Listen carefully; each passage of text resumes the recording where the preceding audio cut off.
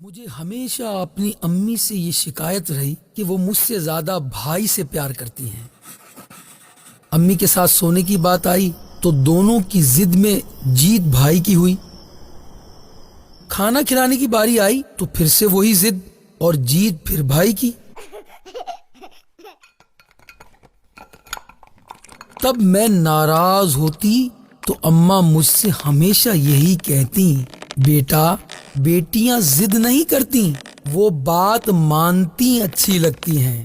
اس وقت میں سوچتی تھی کبھی اچھی بیٹی نہیں بنوں گی، بات نہیں مانوں گی، بہت ضد اور بدتمیزی کروں گی، اور ایسا ہی ہوا۔ میں وقت کے ساتھ ساتھ بہت خود سر، ضدی اور ڈھیٹ سی ہو گئی، کسی کی نہیں سنتی۔ اماں میرے لیے بہت پریشان ہوتی اور کہتی تھی اس لڑکی میں تو پارا بھرا ہے، پارا، نرمی تو اس میں آتی ہی نہیں، پتہ نہیں زندگی میں کیسے چلے گی، کیسے چلے گی۔ اماں گھر میں لڑکیوں کو قرآن پڑھایا کرتی تھی تو میں ان سے کہتی، آپ کیوں پڑھاتی ہیں؟ یہ لوگ اپنی ماں کے پاس کیوں نہیں پڑھتی؟ تو کہتی، میں ان کو پڑھاتی ہوں، یہ میرے لیے صدقہ جاریہ بن جائیں گی۔ میں نے کبھی نہیں سوچا کہ صدقہ جاریہ کیا ہوتا ہے۔ جب محلے میں کسی کے انتقال کا اعلان سنتی، فوراً کام کاج چھوڑ کر قرآن پاک لے کر بیٹھ جاتی۔ میں پوچھتی، آپ کو کیا پتا کس کا انتقال ہوا ہے، اور انتقال ہونے والے کو کیا پتا کہ آپ کون ہیں؟ تو بڑی محبت سے کہتی، اللہ کو تو پتا ہے نا، جب میں کسی کو ایصال ثواب کروں گی، میں کسی کو پڑھ کر بخشوں گی تو کوئی مجھے بھی بخشے گا، کوئی میرے لیے بھی ایصال ثواب کرے گا۔ مجھے ان باتوں کی کبھی سمجھ نہیں آئی، انہوں نے کبھی اپنے حق میں کچھ نہیں بولا۔ میں ان سے کہتی تھی، جواب کیوں نہیں دیتی آپ لوگوں کو؟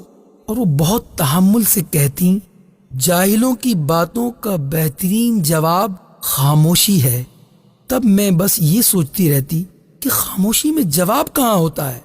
یہ ان کا معمول رہا، ہر مہینے کے شروع میں چاول بنا کر محلے کے بچوں کو کھلا دیتی۔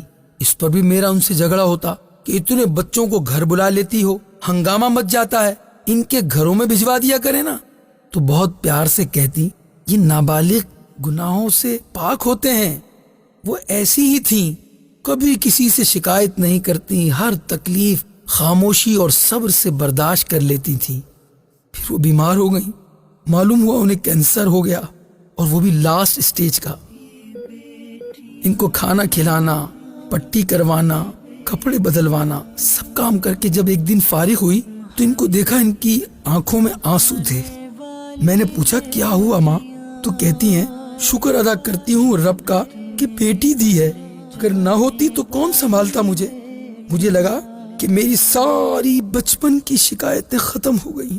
اماں کو محبت تھی مجھ سے، یہ محبت ہی تو تھی کہ رات بھائی کو لے کر سوتی تھی اور صبح وہ میرے پاس سے اٹھتی۔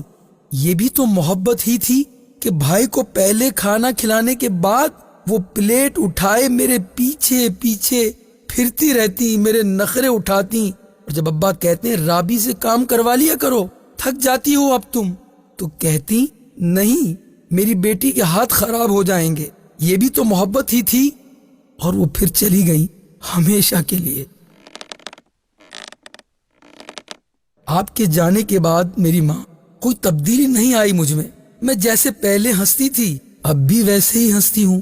بس اتنا ہوا ہے، پہلے میں ہنستی تھی کیونکہ میں خوش تھی، اب میں ہنستی ہوں کہ لوگ سمجھتے ہیں میں کتنی خوش ہوں۔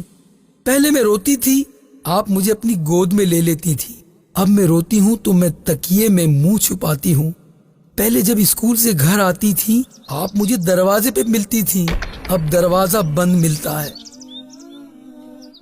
پہلے آپ پانی کھانا دیتی تھی، اب میں خود بناتی ہوں۔ اب آپ کی بیٹی کے ہاتھ بھی خراب نہیں ہوتے، اب سردی میں کپڑے دھو کے نکلنے پر کوئی میرے لیے چائے بنا کر بھی نہیں رکھتا، کوئی مجھے زبردستی انڈا بوائل کر کے بھی نہیں کھلاتا، کوئی نہیں کہتا ٹھنڈ ہے، سن لے ماں کی بات، کھا لے ورنہ بیمار ہو جائے گی، کوئی نہیں دودھ کا گلاس میرے پیچھے پیچھے لیے پھرتا، کوئی نہیں کہتا ایسے دودھ نہیں پینا، لا تجھے شہد ملا دیتی ہوں۔ کچھ بھی تو نہیں بدلا ماں، کچھ بھی تو نہیں، سانس ویسے ہی چلتی ہے، کھانا پینا سب ویسا ہی ہے، ہنسنا بولنا بھی ویسا ہی ہے۔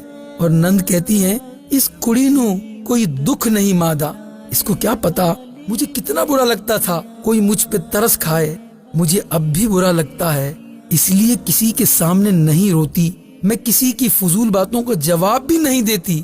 آپ نے کہا تھا نا کہ جاہلوں کی باتوں کا بہترین جواب خاموشی ہے۔